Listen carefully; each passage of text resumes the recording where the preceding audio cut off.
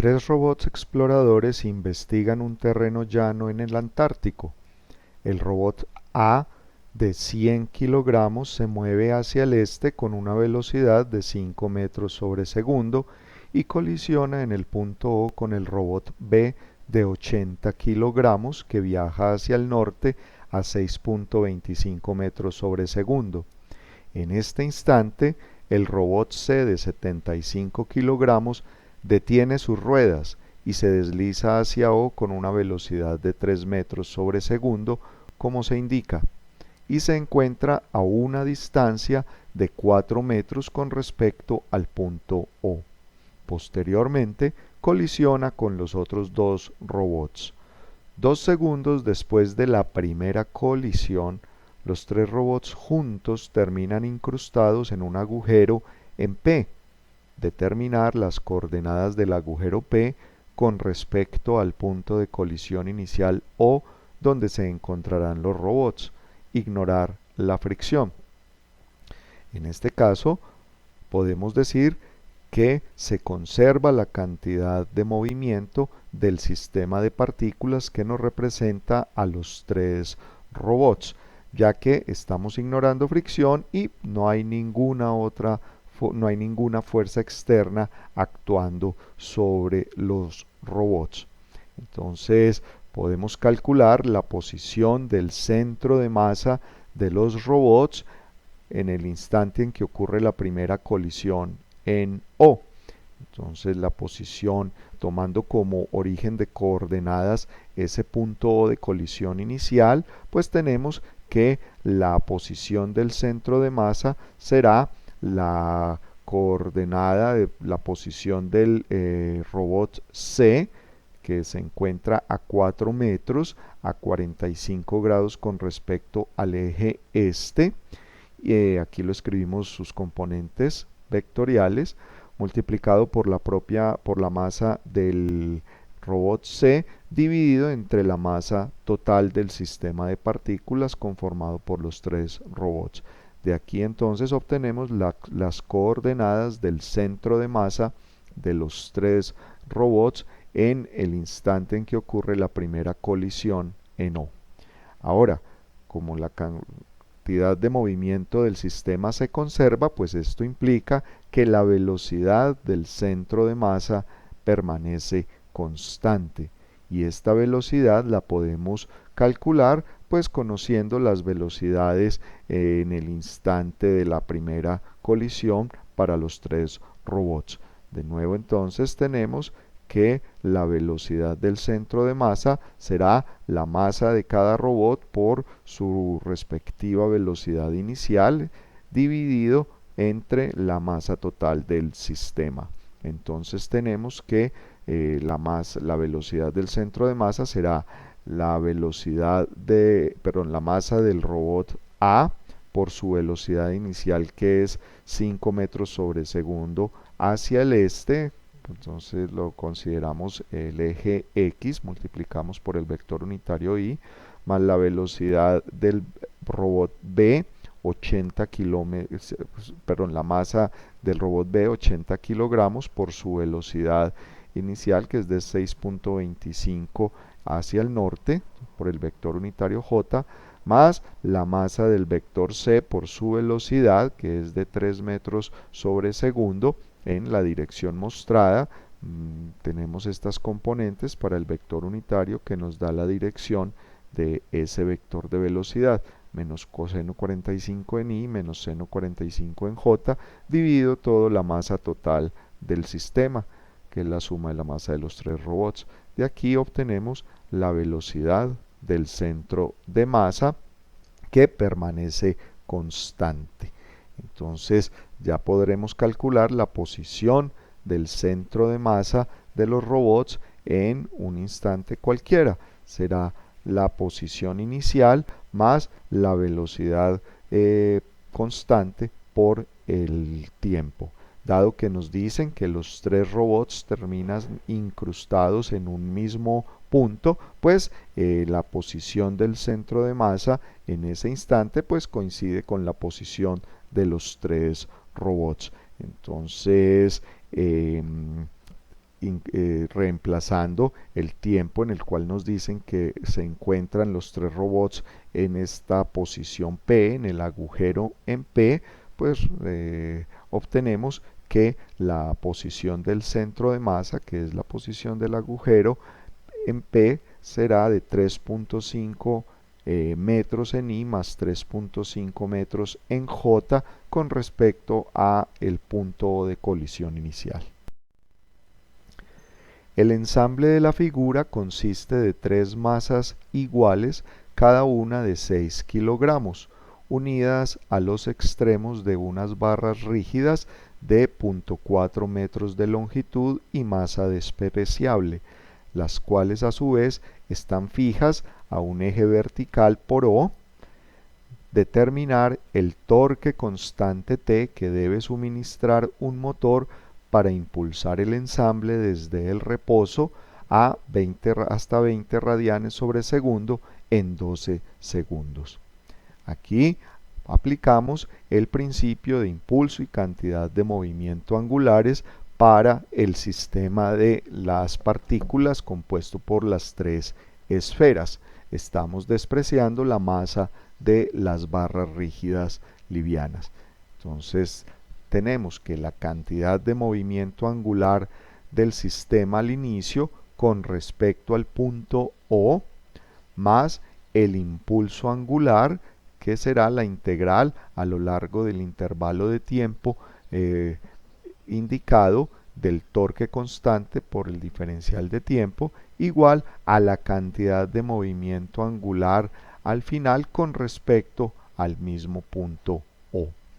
Entonces, ya que parte del reposo el ensamble, pues las velocidades iniciales serán 0, por lo cual la cantidad de movimiento es 0 y pues obviamente la cantidad de movimiento angular inicial será 0. El impulso angular entonces será la integral del torque a lo largo del tiempo, ya que estamos buscando o hallando el torque constante que se requiere, podemos sacarlo de la integral y nos quedará entonces la integral de t evaluada en estos extremos y tenemos entonces que será 12 segundos por el torque T y esto igual a la cantidad de movimiento angular del sistema al final con respecto al punto O, dado que las partículas tienen la misma masa y se encuentran a igual distancia con respecto al eje que pasa por O y que están en un plano horizontal, pues la cantidad de movimiento angular de las esferas será la misma, que será el producto de su cantidad de movimiento, que será la masa de cada partícula por su velocidad, que será equivalente a la distancia de 0.4 metros por la velocidad angular final, que nos dicen que es 20 radianes sobre segundo, y esto a su vez por esta distancia de 0.4 metros para para obtener la cantidad de movimiento angular. De nuevo, dado que el ensamble es rígido, las tres esferas giran en el mismo, las tres barras giran en el mismo sentido, pues la cantidad de movimiento angular tendrá el mismo sentido y dada la simetría del ensamble, pues tendrá la misma magnitud. Entonces tenemos que es 0.4 metros la distancia al punto de cada esfera, por la masa de 6 kilogramos, por la velocidad que es 0.4 metros por la velocidad angular 20 radianes sobre segundo y multiplicamos por 3 que es la misma cantidad de movimiento angular de cada esfera. De aquí entonces podremos despejar el torque requerido para lograr esta aceleración del ensamble. Es de 4.8 newton por metro el torque que debe suministrar el motor. El carro de 16 kilogramos desliza sin fricción sobre los rieles horizontales, llevando una esfera de 4 kilogramos montada sobre una barra rígida liviana de 0.5 metros de longitud accionada por un motor que la mantiene girando a una tasa constante omega de 10 radianes sobre segundo.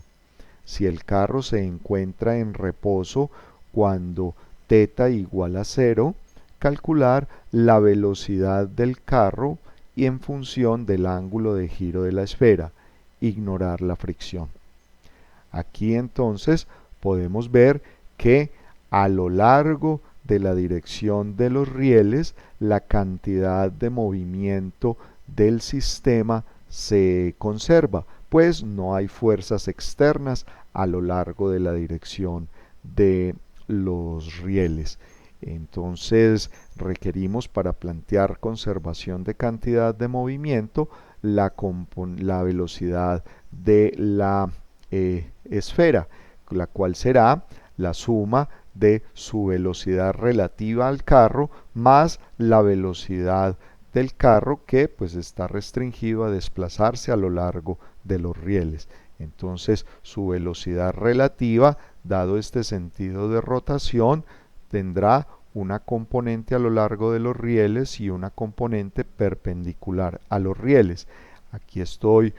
suponiendo que la velocidad del carro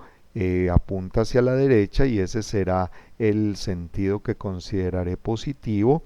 y por lo cual la componente de la velocidad relativa de la esfera con respecto al carro será negativa de acuerdo a este sentido de la velocidad de giro. Entonces tenemos que la velocidad absoluta de la esfera será la velocidad del carro menos la componente en la dirección de los rieles, que es menos 0.5 por la velocidad angular omega constante por el seno del ángulo θ, ¿sí? Recordemos que aquí podemos ver que la velocidad relativa de la esfera con respecto al carro pues será perpendicular a la barra. Entonces el ángulo que forma esa velocidad relativa con respecto al eje perpendicular a los rieles es el mismo ángulo θ, por eso sale el seno de θ. Y esta será la componente de la velocidad de la esfera a lo largo del eje X, más la componente a lo largo de la dirección perpendicular a los rieles, que será 0.5 por omega coseno de θ, ya que no hay aporte de la velocidad del carro en la dirección perpendicular a los rieles. Entonces esta componente de la velocidad relativa es la misma componente de la velocidad absoluta de la esfera en la dirección Y. Ahora bien, ya podemos, conociendo las componentes de la velocidad de la esfera, aplicar conservación de cantidad de movimiento en la dirección de los rieles. Al inicio del movimiento nos dicen que el carro está en reposo. La esfera pues solamente tendrá componente de velocidad en Y, es decir, que en X al inicio la cantidad de movimiento del sistema es 0. Y esto pues tiene que conservarse durante en cualquier instante del movimiento. Entonces la sumatoria de la masa por la velocidad en X o en la dirección de los rieles, tanto del carro como la esfera, tiene que ser 0. Entonces la velocidad del carro en cualquier instante, perdón, la cantidad de movimiento del carro en cualquier instante será su masa, que es de 16 kilogramos, por su velocidad v, y la cantidad de movimiento de la esfera a lo largo del eje alineado con los rieles será su masa, que es de 4 kilogramos, por la componente en X de la velocidad de la esfera, v menos 0.5 por la velocidad angular constante, que es 10 radianes sobre segundo, por el seno del ángulo. De aquí podemos despejar la expresión para la velocidad del carro, que será igual a seno del ángulo θ en metros sobre segundo. Podemos ver entonces que esta velocidad del carro es oscilatoria Entonces esto indica que el vehículo, el carro, se desplazará alrededor de la posición inicial y tendrá una amplitud de 1 metro sobre segundo, es decir, el carro tendrá un movimiento armónico simple y pues esto refleja la conservación de la cantidad de movimiento. Cuando la esfera gira entre 0 y 90 grados, entre 0 y 180 grados, el carro se desplazará hacia la derecha, compensando la componente en X de la cantidad de movimiento de la esfera. Y cuando la esfera se desplaza entre 180 grados y 360, el carro se desplazará hacia la izquierda